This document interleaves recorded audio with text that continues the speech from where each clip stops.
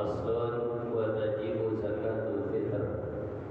Satu pasal dan wajib bayar zakat fitrah. Ada juga yang menyebutkannya wa yuqalu laha zakatul fitrati. Ada yang menyebutnya zakat fitrah. Ada zakatul fitri, zakatul fitrati. Apa arti daripada fitrah? Artinya khilqah, diri, badan. Itu arti fitrah. Bisalah sati asya'a, dengan 3 perkara. Wajib bayar zakat fitrah kalau memenuhi 3 hal. Yang pertama al-islamu, yakni orang Islam. Fala fitrata ala kafirin, maka tidak ada istilah bayar zakat fitrah kepada orang kafir. Zakat apapun tidak ada kepada orang kafir.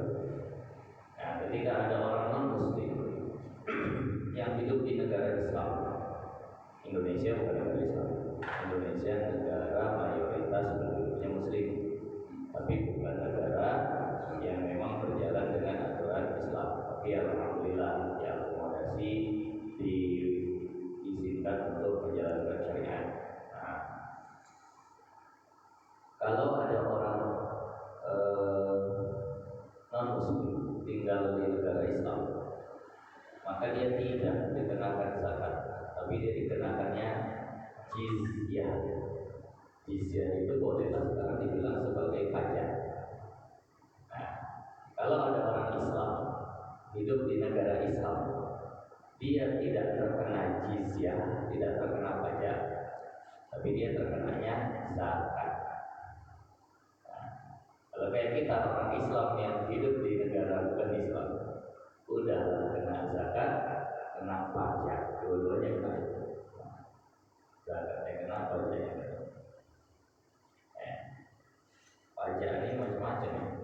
Kalau zakat macamnya itu, zakat cuma 2. Zakat harta, zakat fitrah. Zakat harta macamnya cuma ada 4. Zakat emas perak, zakat hewan ternak, zakat perdagangan, zakat pertanian. Itu aja. Jadi kalau pajak macam-macam. Pajak bumi bangunan, pajak penghasilan, pajak kendaraan, pajak reklame itu, pasang reklame kena pajak. Apa lagi? Pajak penambahan nilai pajak. Kita nih di rumah kita sendiri, di lahan kita sendiri, kita punya lahan pinggir jalan. Kita beli tanahnya, kita bangun rumahnya, kita tempel merek dagang kita. Kenapa ya? Padahal nempelnya di tembok rumah kita sendiri. Itu kenapa aja? Iya. Ya udah. Kita sebenarnya tidak akan berat ya. Kita tidak akan protes terlalu berat. Seandainya memang pajak itu betul-betul disalurkan kepada kepentingan umum, itu kita ngerasa jadi beramal. Nah, tapi sejak dulu ada yang anggota pajak itu yang luar biasa, sampai jadi lagu segala macam itu orang udah kurang percayaannya terhadap pajak. Ya udahlah, ketentuannya begitu, kita taat amir. Urusan mereka yang di atas itu menggunakan dengan semestinya atau tidak, yaitu urusan mereka. Yang penting kita udah disuruh, kita kuat. Yang bisa menyuarakan, suarakan, supaya tetap ada kontrol dari luar mereka macam-macam. Nah, orang Islam terkena zakat. Orang non-Muslim kafir tidak dikenai zakat. Wala fitrata ala kafirin asliyin, maka tidak ada zakat fitrah atas orang kafir asli. Kalau orang kafir asli tidak kena zakat. Jadi kafir ada 2, ada kafir asli, ada kafir murtad. Kalau murtad itu asli, itu kafir kawin, tapi betul-betul luar biasa, hukumnya lebih berat daripada kafir asli. Illa fi raqiqihi wa qaribihi muslimain, kecuali si orang kafir tadi punya budak Islam dulu. Ada orang kafir punya budak Islam, dia wajib membayarkan zakat budaknya tadi.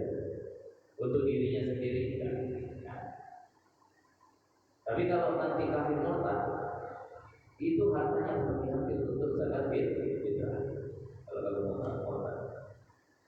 Itu syarat pertama Islam. Yang kedua apa? Wa bi ghurubi syamsi min akhir yaumin min syahri Ramadan. Dan dia berada pada saat matahari terakhir hari Ramadan terbenam. Nah, artinya dia itu sempat dapat Ramadan dan dia sempat dapat Syawal, barulah wajib zakat fitrah. Kalau yang cuma dapat Ramadan, maka tidak wajib zakat fitrah. Yakni orang yang ada nih sampai sekarang di bulan Ramadan, tapi ternyata tanggal 28 Ramadan meninggal dunia, maka dia dapat Ramadan, tapi dia tidak dapat Syawal. Maka yang seperti ini tidak wajib zakat fitrah. Atau yang hanya ada di Syawal saja, tidak dapat Ramadan. Nah, berarti baru lahir jam 8 malam takbiran. Berarti satu Syawal. Di Ramadan dia nggak ada, maka anaknya juga orang tuanya nggak perlu repot-repot bayarkan zakat fitrah. Nah, ini syarat. Wahina idin tatukhraju zakatul fitri amma mata ba'dal ghurub. Oleh karena itu maka wajib dikeluarkan zakat fitrah bagi orang yang meninggal dunia setelah masuk waktu maghrib malam takbiran. Jam 6 sore sudah mulai satu-satu nafasnya. Sakaratul maut. Setengah 7 azan, Allahu Akbar, Allahu Akbar. Situlah 3 nafas terakhir. Habis. Dapat 5 detik aja balik diri bulan Syawal. Maka yang seperti ini itu orang yang wafat tadi wajib dikeluarkan zakat fitrah. Dari mana? Dari harta warisannya. Dari harta peninggalannya. Dikeluarkan dulu zakat fitrah, barulah bagi warisan. Duna man wulida ba'dahu, tapi tidak wajib dizakatkan fitrah yang meninggal sebelumnya, sebelum azannya, sebelum masuk maghrib, atau yang dilahirkan setelahnya. Nah, ini syarat wajib zakat fitrah. Kemudian wa wujudul fadli, dan ada kelebihan harta, wa huwa yasaru syamsi bima yafdulu, yakni sesuatu yang lebih yang dimiliki seseorang, anqutihi, daripada makanannya, wa quti alihi, dan makanan keluarganya, bidzalikal yaumi, pada hari itu, ay yaumil idil fitri wa kadza lailatihi aydan, yakni pada hari Idul Fitri dan begitu juga malamnya.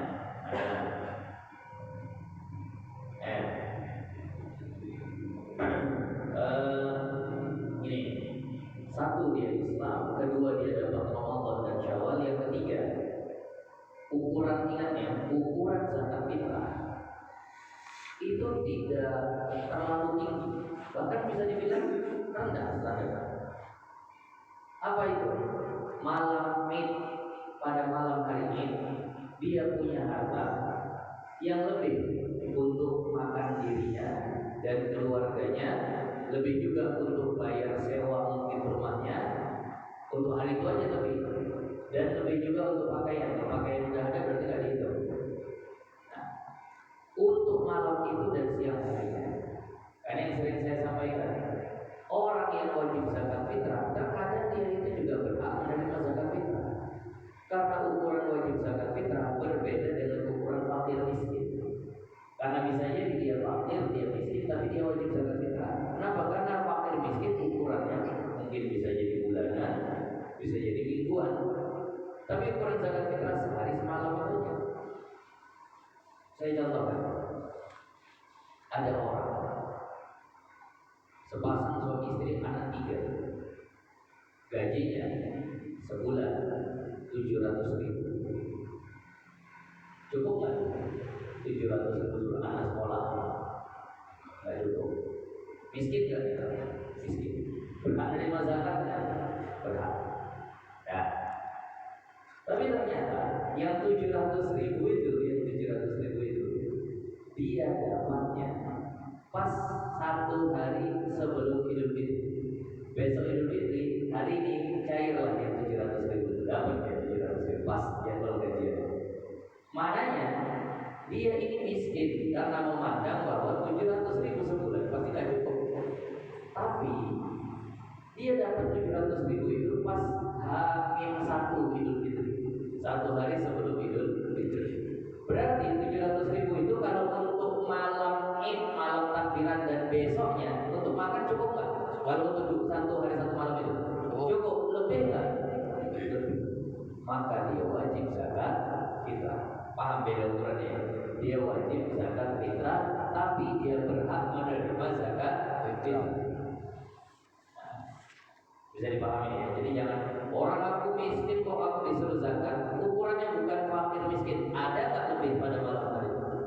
Ya kalau itu ya ada. Orang kebetulan memang THR itu cair. Cuma kalau diukur THR gaji itu 700.000, THR pun 300.000, 1 juta itu aja masih kurang. Nah itu ukuranmu berhak mendapat zakat fitrah. Tapi ukuranmu wajib bayar zakat fitrah cuma 1 hari 1 malam. Ada nggak lebih untuk makan? Ada, bayar zakat fitrah. Jadi kita nanti ukur pas malam takbiran Allahu Akbar, Allahu Akbar, Allahu Akbar. Cek dompet, cek simpanan. Ada duit 400.000. Suami istri dua 400.000. 400.000 besoknya hari raya cuma punya duit 400.000. Itu orang kaya atau orang miskin? Orang miskin. 400.000. Ya Allah, anak tetangga datang aja udah THR udah bingung kan. Udah tutup rumah aja udah.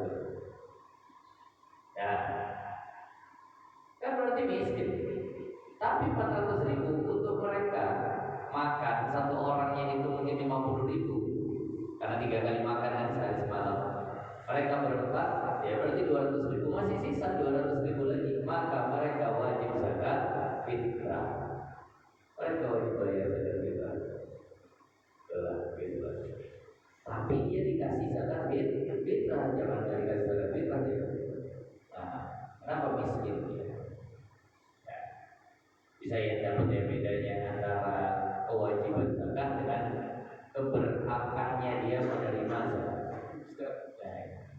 Umpama 500 dia cuma punya uang 100.000, dia suami istri punya anak 2, tapi dia punya harta yang lain dari uang itu, apakah dia berhak juga? Dia punya harta yang lebih yang lain daripada uang gitu ya. Dia punya harta yang lain daripada uang. Kalau hartanya memang harta primer, yang memang itu merupakan harta pokok, maksudnya yang dia merupakan harta pokok, ya misalnya kereta, misalnya kayak handphone kalau sekarang lah, yang memang udah mestilah itu untuk kerja dia. Apalagi misalnya kayak ya peralatan rumah tangga yang memang itu standar dimiliki orang, ya itu dia tetap dikategorikan miskin. Tapi kalau malam itu dia cuma punya 100.000, tapi ada tanahnya 3 hektar, maka dia tidak tergolong orang yang berhak menerima zakat.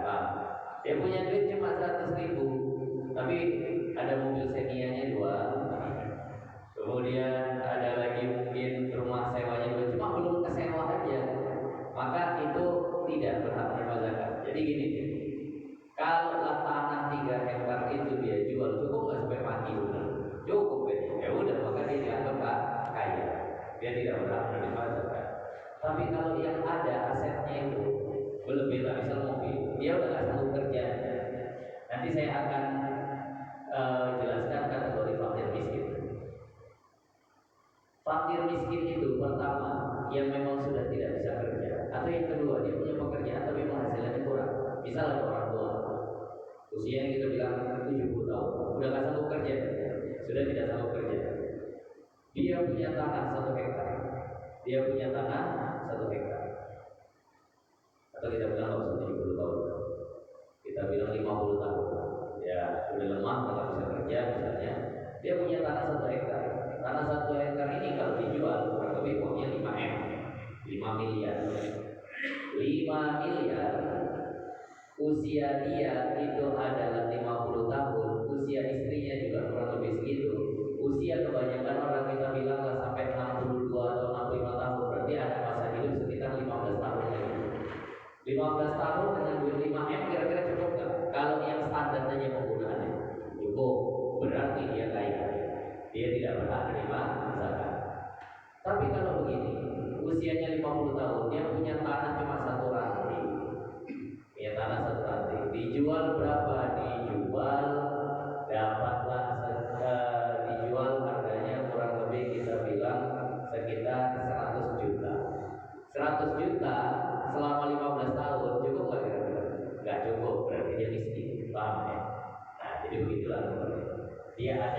pakai penghasilan, ada yang pakai aset.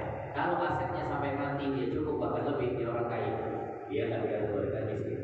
Tapi kalau asetnya sampai mati itu memang nggak cukup, kalau dijual semua maka dia miskin. Nah, kalau penghasilan ya penghasilan bulanannya itu. Gitu. Jadi ini adalah ukuran orang itu wajib membayar zakat fitrah.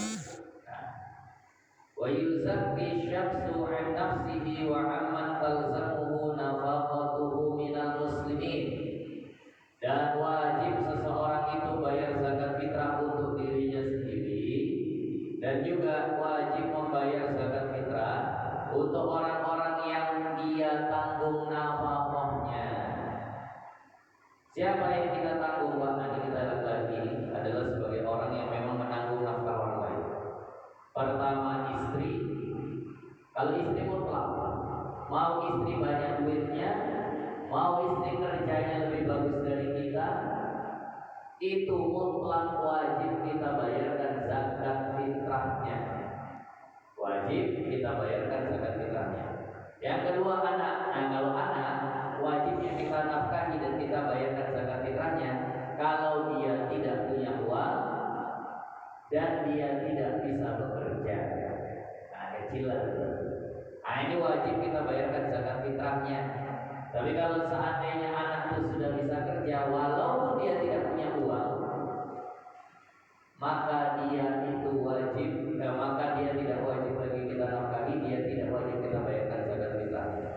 Bapak yang punya anak udah lajang, udah kuliah, bahkan udah selesai kuliah, cuma males anaknya, bukan nggak bisa kerja, banyak kali ini gengsinya. Ini anak-anak sekarang kerja banyak gengsinya. Kerja loh, kerja apa mah? Jualan kalau bisa apa? Ambil apa tak goreng-goreng pisang kau apa terus? Aku saja masa aku goreng pisang? Jualan lah. Tak mau lah jualan orang itu saja. Ya udah, kalau tak mau ngajar apalah SD atau TK. Masa kalau SD TK apa itu kerja saja? Paling tak dosen lah. Ini kayak gini tak wajib dinafkahi. Bukan nggak bisa kerja, nggak mau kerja. Kecuali dia sakit, dia nggak bisa kerja, nggak punya duit, nah itu kita nafkahi. Nah sekarang masya Allah udah sekolah dibiayai sampai selesai, itu kerja biaya lagi dia nggak tahu yang biayai ayahnya. Kadang kerjanya pun yang bukan yang menterengkan, ayahnya kerjanya kadang jadi tukang becak, supir, apa segala macam. Itu disuruh ya, bukan bisa nyetir, entah cari apa bongkar atau apa. Malu ya satu masalah, malunya itu hanya selama halal, selama halal maka jangan dikorupsi. Saya udah jadi ustaz, pernah saya jual jamu di pajak, jual jamu air di pajak. Kosong saya nggak ada kegiatan. Nah, waktu itu saya ngajar di COVID berhenti, nggak ada ngajar segala macam, nggak ada kegiatan. Terus saya ambil jamu air dari orang-orang yang memang ini punya ladang jamu atau apa, dijual di pajak, taruh dan jual. Oh jamu yang penting usaha. Ya namanya Allah sedang posisikan kita seperti itu, ya nggak ada cerita malu, nggak ada cerita ini itu segala macamnya. Nah. Jadi maka kalau anak-anak udah besar itu sebenarnya nggak wajib dizakati kalau dia mampu kerja. Fala yalzamul muslimu fitratu 'abdin wa qaribin wa zajatin kufarin wa in wajabat nafaqatuhum. Tapi kalau istrinya kafir, nggak ada lagi istilah anaknya lah gitu, anaknya kafir. Ataupun siapalah yang kafir, bagaimana ceritanya? Itu nggak wajib untuk dibayarkan zakat fitrahnya, nggak wajib bayarkan zakat fitrahnya. Kalau seandainya dia punya lebih harta, tapi nggak cukup untuk semua, dia punya istri, punya anak, punya orang tua juga yang wajib dinafkahi. Sementara beli zakat fitrahnya cuma cukup untuk 2 paket atau 3 berpaket. Nah, siapa yang dahulukan, maka dia dahulukan dirinya dulu. Ini zakat fitrah saya. Ya, masih bisa beli lagi, satu lagi 2,8 satu paket zakat fitrah bisa. Nah, lalu istrinya, bukan orang tuanya dulu, istrinya dulu. Nah, setelah istri-istrinya sudah cukup, kemudian anaknya yang kecil, anaknya, anaknya dulu. Setelah itu ayahnya, baru terakhir ibu. Itulah urutan kita keluarin zakat kita. Res betul. Ya, kita wajib zakat ini wajib sih bu. Orang kita ada lebih penting. Cuma kita ini kan berlima. Aku, kau, nah anak kita satu, ayah, emak. Nah, jadi ini adalah yang dikeluarkan dirinya dulu, baru istrinya, baru kemudian anaknya, baru kemudian adalah ayahnya, baru kemudian adalah ibunya. Loh, kenapa ayah didahulukan daripada ibu? Karena yang menafkahi itu ayah. Jadi yang megang nafkah didahulukan. Nah, yang megang nafkah didahulukan. Kalau dari segi wajib, ya. Wa idza wajabatil fitratu 'ala syakhsi, maka jika seandainya wajiblah seseorang itu membayar zakat fitrah, fayukhriju sha'an min quti baladihi, maka dia wajib mengeluarkan ukurannya itu satu sa' daripada makanan negerinya. Satu sa' itu 4 mud. Satu mud itu adalah satu tampungan tangan. Satu tampungan tangan sampai membunuh, sampai tumpah-tumpah. Tapi tangannya orang Arab, jadi agak besaran dikit.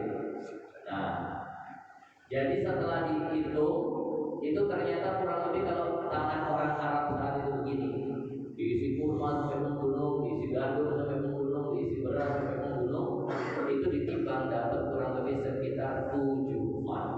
Nah, sebenarnya nggak nyampe 7, 6,7, 6,8. Nah, itu adalah ukuran satu mod.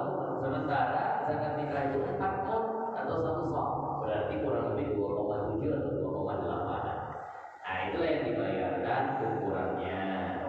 Nah, jadi kalau seandainya dia itu mau bayarkan zakat fitrah, inilah ukurannya 2,7.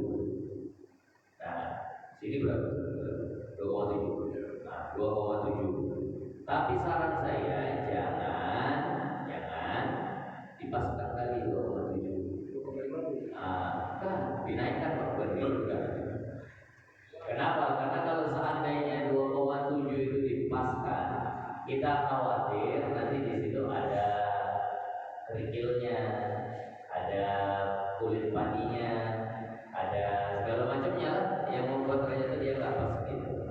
Jadi dinaikkan. Kalau mau lebih enak timbang itu 3 kilo, 3 kilo lebih enak timbang. Nah, sisanya udah sedekah. Nah, jadi seperti itu. Nah, ini ukuran 2,7. Nggak ada masalah, nggak ada salahnya. Kalau pihak panitia zakat itu punya timbangan sendiri. Jadi takutnya ada yang kurang-kurang. Nah, ada yang kurang-kurang dan sediakan beraslah sedikit. Sediakan beras sedikit untuk nambahin yang kurang-kurang tadi itu. Timbang. Oh, pas, makanya bagus ditertibkan. Nanti ada yang kurang ya, tapi kalau mau percaya aja juga nggak ada masalah. Tapi kadang ada orang-orang itu dia juga minta, tapi timbang lagi lah bang, katanya takut nanti kurang atau apa. Nah, jadi nggak masalah kalau seandainya panitia zakat punya timbangan sendiri. Nah, ini ukuran yang memang sudah ditetapkan oleh baginda Nabi. Kata baginda Nabi, sa'an min tamar, satu sa' daripada kurma, sa'an min zabib, satu sa' daripada zabib, atau sa'an min syair, satu sa' daripada gandum. Nah, jadi maka memang ukurannya adalah satu sa'. Nah, satu sa'. Kadang gini, ada orang nanya, kenapa ukurannya satu sa'? Kenapa ukurannya satu sa'? Satu sa' tadi itu kan 4 mud. Ternyata satu mud yang satu penuh tabungan tangan tadi itu adalah porsi makan orang satu hari. Nah, kalau kurma sepenuh tabungan tangan itulah porsi makan satu hari. Gandum sepenuh itu porsi orang makan satu hari. 3 kali makan. Beras juga, kalau beras sebenarnya lebih kecil. Pertama air segini, nggak habis itu. Tapi itulah biasanya. Nah, kenapa ukuran zakat fitrah ini 4 mud atau 1 sok? Di sini ada bacaan begini. Anak nasa tamtani'u ghaliban minal kasbi fil 'idi wa salasati ayyamin ba'dahu. Karena biasanya orang itu nggak kerja pada hari Id dan 3 hari setelahnya. Itu biasa gitu. Kalau hari rayanya nggak kerja, sampai 3 hari setelahnya pun nggak kerja, karena masih ya silaturahim lah atau ini itu. Dulu nggak tahu sekarang hari raya mana yang jual? Hari raya pas hari Idul Fitrinya itu dipajak, ada yang buka, dipajak yang buka. Lalu saya pernah pikir mungkin orang-orang inilah non muslim, ya orang Islamnya buka dia, ya ya nggak berdosa, saya nggak boleh tidak hari raya itu puasa. Kalau jualan boleh. Nah, tapi dulu dikatakan bahwasannya 4 hari itu biasa orang nggak bisa kerja, maka dikasihlah dia 1 sok, yakni makanan untuk 4 hari. Kenapa tadi itu? Jadi itulah hikmah kenapa dibuat 1 sok atau 4 mud tadi.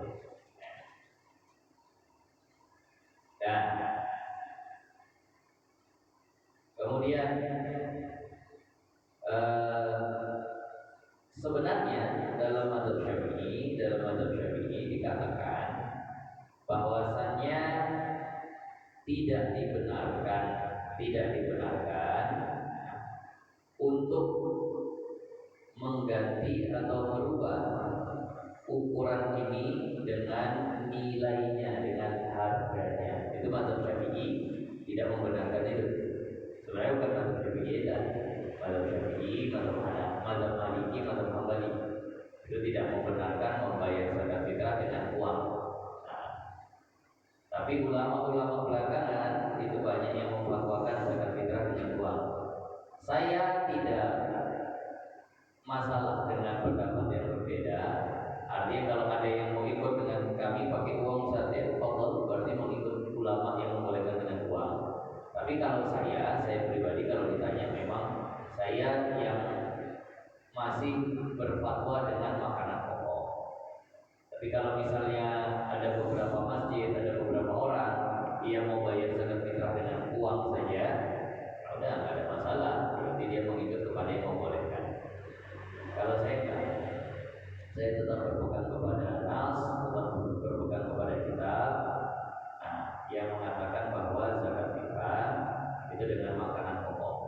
Karena begini, kita tidak mungkin bahwasannya membayar dengan uang itu sangat membantu fakir miskin. Tapi saya juga ingin menjadi orang yang menjaga keaslian, keoriginalan daripada ibadah itu sendiri. Karena sekarang media sudah dituangkan, zakat fitrah juga sudah dituangkan. Saya takut kalau nggak ada yang mengawal bentuk asli daripada ibadah ini, tapi nanti kurban pun bilang uang aja bagi itu. Pada repot-repot tidak sembeli segala macam, lebih simpel. Tanya orang tuh yang terima daging tujuan itu kalau diganti duit 120.000 senang mana? Pasti mereka lebih senang duit 120.000 kan gitu. Nah, dapat saya daripada habis tenaga kita. Nah, ukur nyincang apa segala macam, imbangin lagi habis. Lembu 1 ekor berapa? 14 juta. Kalau kita ambil 140.000 kan bisa 100 orang juga tadi bagi. Nah, bagi 140.000 satu orang, senang nggak mereka? Oh senang. Udahlah Pak, gini aja katanya, kami yang senangnya malah nerima kayak gini.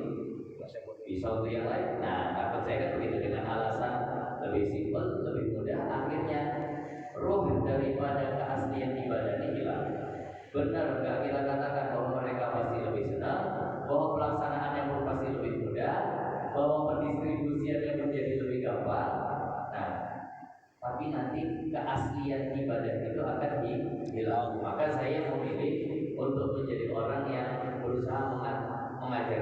itu asli ibadahnya itu sebenarnya gitu, adalah beras. Contoh, kalau sesuatu tidak kita jaga, tidak kita biasakan, itu akan hilang. Nah, contohnya sholat qobliyah maghrib. Sekarang ini udah banyak yang merasa itu udah bukan sunnah lagi. Bahkan kaget nih ketika itu diamalkan. Apa itu sholat qobliyah maghrib? Mana ada? Ada. Ada. Nah, tapi di beberapa masjid itu lebih bingung kalau ada orang yang buat seperti itu. Kau sholat apa? Qobliyah maghrib. Mana ada qobliyah maghrib? Mana-mana aja nggak ada. Nah, itu kan berarti karena tidak ada yang menjaga itu tadi. Kan saya khawatir nanti jaga fitrah semuanya begitu, akhirnya ada yang buat pakai beras. Aku jaga fitrah pakai beras. Di mana-mana uang. Nah, tadi itu juga tentang terawih yang 20 sudah mulai berubah di mana-mana jadi 8. Saya tetap akan jaga 20 supaya itu tidak hilang. Bukan kita tidak menerima, tapi kita khawatir ini takut hilang.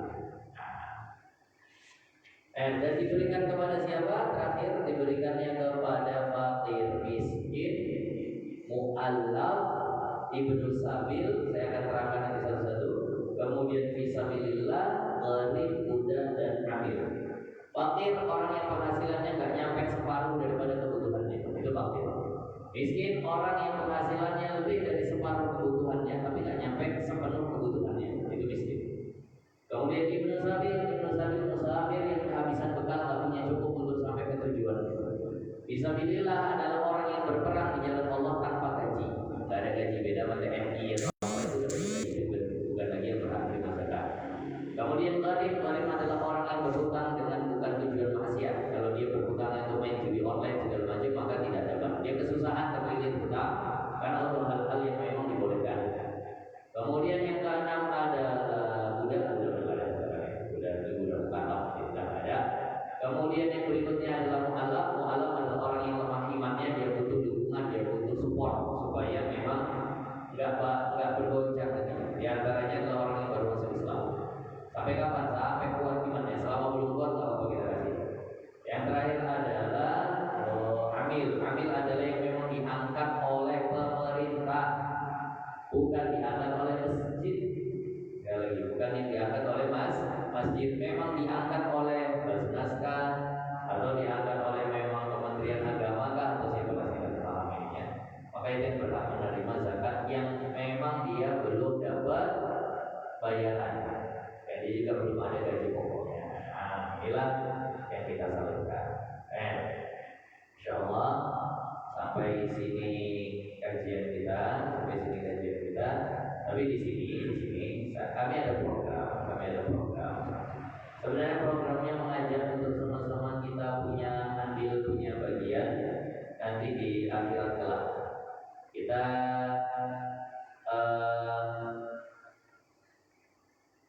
senang kalau anak kita jadi PNS karena dia punya pensiunan. Kita senang kalau bahkan kita sendiri ASN, PNS. Kenapa senangnya? Karena setelah kita nggak bisa bekerja, kita tetap dapat gaji, kan gitu. Di antara yang paling dikejar adalah itu. Nanti masa tua ketika kita nggak bisa bekerja, kita tetap dapat gaji. Masalah ibadah ini kita juga akan pensiun. Kita bakalan pensiun dari sholat, kita bakalan pensiun dari ngaji, kita pensiun dari zikir, kita pensiun dari baca Quran. Tapi kenapa kita kadang berpikir gimana supaya tetap aku dapat gaji dari sholat? Gimana supaya tetap dapat gaji daripada baca Quran? Gimana tetap dapat gaji daripada zikiran?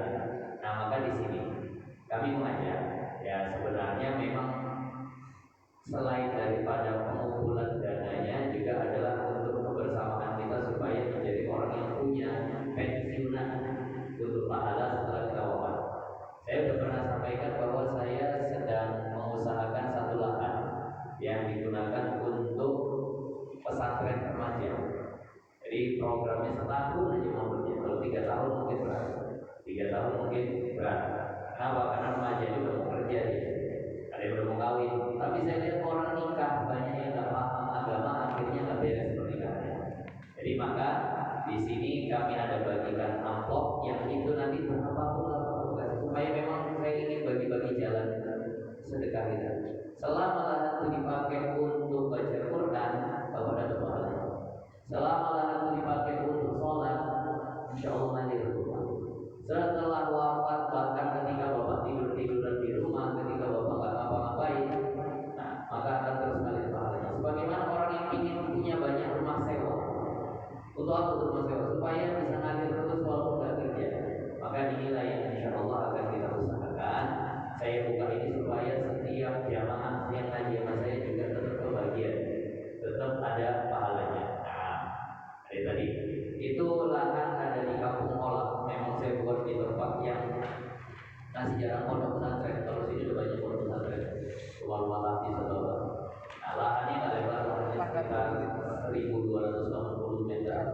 persegi 300.000. Nah, per meternya itu dihargai sama orangnya 400.000. Per meter 400.000. Nah, masih cenderung murah lah. Tanahnya bukan tanah garapan, memang tanah warga. Nah, di kalau seandainya ada yang berminat, maka ini jadi investasi akhirat kita. Nah, kalau seandainya ada sekarang ya sekarang, tapi kami memang biasa habis ngaji ini kami iktikaf selama keliling ini, iktikaf sama santri kami ini setengah jam di masjid yang kami buat seperti ini. Jadi kalau mana tahu nanti ada yang pulang, nah balik lagi mengaji kami masih ada di sini selama setengah jam. Nah, jadi itu saja. Mudah-mudahan bulan Ramadan ini menjadi saksi investasi kita kepedulian kita terhadap umat, yang insya Allah tanah itu bukan menjadi milik perorangan, bukan menjadi milik pribadi, tapi dia akan diwakafkan. Jadi nggak ada cerita nanti turun ke anak kami itu bakalan dialihfungsikan begini, nah, insya Allah karena betul akan diwakafkan. Wakaf itu nggak bisa dijual, wakaf itu nggak bisa diwariskan kemudian dibagi-bagi, nggak bisa. Kalau wakaf itu harus sesuai penggunaannya untuk apa. Ini saya wakafkan misalnya kepada yayasan ini untuk pondok pesantren, maka nggak bisa lagi untuk yang lain dijual, nggak bisa. Dan insya Allah itulah yang kami mau, memang supaya langsung pahalanya ini apa yang kita udah terbalik di kubur tapi terus langsung pahala, supaya santri yang baca semakin besar investasi kita, maka insya Allah akan semakin besar pula yang kita dapatkan. Insya Allah ini saja dari saya. Ada pertanyaan silakan. Penerima zakat dari kalau untuk kami sendiri sebenarnya bagiannya berapa banyak? Bagiannya berapa banyak? Bagiannya itu adalah seperlapan. Seperlapan itu artinya ya, kalau sekarang sih bahasanya seukuran wajar dia kerja. Gak boleh lebih dari seperlapan, tapi itu pun masih agak sama ukurannya. Jadi begini, kata ulama, kalau dengan kerja dia yang seperti itu, bagiin, nyatet, nimbangin segala macam, berapa layaknya dia dapat? Berapa layaknya dia dapat? Kalau gitu ya mungkin dari ini ya 200.000 lah, 200.000 kita dapat berapa misalnya, gitu. Tapi kalau gitu aja 50.000 lah, ya udah 50.000 diberatkan. Tapi ingat, utamakan dulu yang lain. Nah, jangan sampai akhirnya ambil paling banyak. Jangan sampai ambil paling banyak. Nggak boleh lebih daripada upah standarnya. Nah, ada lagi terkait standar penerimaan dan zakat tadi, bagaimana kalau seseorang susah miskin, tapi harta warisannya banyak, apakah itu berhak menerima zakat? Itu tadi saya katakan aset itu berarti. Kalau dia harta warisan banyak, dia nggak miskin.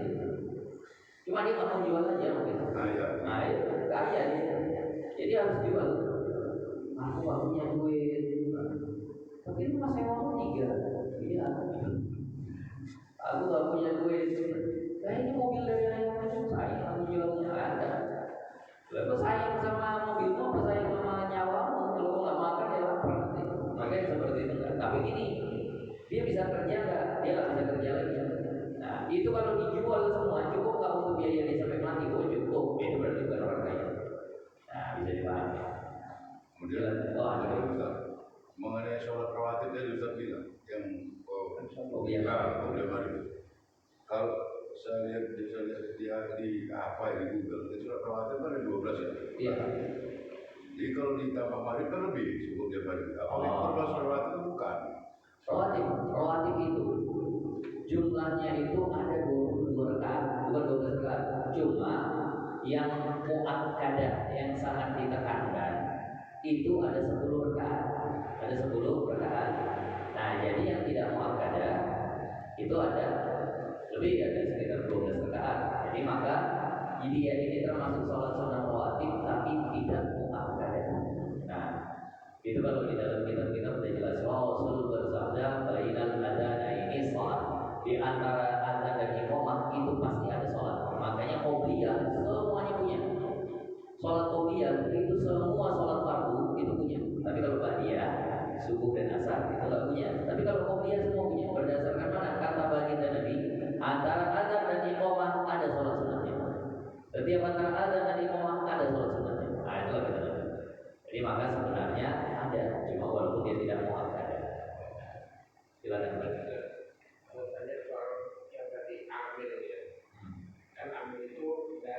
pemerintah. Kalau dari Basnas itu bagian dari pemerintah bukan? Nah itu yang sebenarnya saya nggak tahu. Nanti ketika misalnya dia melantik, tanya sama Basnas, Pak, kami ini amil yang berhak menerima zakat bukan? Kalau kata mereka iya, ya udah. Karena memang saya sistemnya ini saya nggak tahu, birokrasinya ini itu kayak mana? Apakah mereka sudah berhak? Hari itu pernah ada katanya kuah itu berhak nanti amil. Saya tanya ke kuahnya, ditanya sama guru kami juga ke kuahnya katanya, itu bukan bagian dari kerja kami melantik amil zakat, itu bukan kantor urusan agama. Oh bukan ya? Nah kalau Basnas memang badan amil zakat nasional, ya mudah-mudahan dari namanya iya. Tapi makanya nanti seandainya dilantik, tanya langsung dari pengurusnya, ini kami statusnya apa? Hanya pengumpul, hanya pelaksana, hanya panitia, atau amil yang berhak menerima zakat? Kalau mereka memang bilang ya amil yang bisa menerima zakat, udah kita terima. Kalau ragu-ragu, bagus nggak usah Pak. Kenapa? Karena nanti ada zakat orang yang tidak tersalurkan dengan benar. Oh kasihan mereka dicapek. Makanya saya bilang infak Ramadan itu diangkatkan secara umum untuk kemaslahatan Ramadan dan Idul Fitri, gaji aja bagi infak Ramadan. Nah begitu sih. Baik. Ada lagi pertanyaan? Insyaallah kita berdoa. Alhamdulillahirabbil alamin wassalatu wassalamu ala asyrofil anbiya'i wal mursalin sayyidina wa maulana Muhammadin wa ala alihi wa sahbihi ajma'in. Allahumma arzuqna ilma wa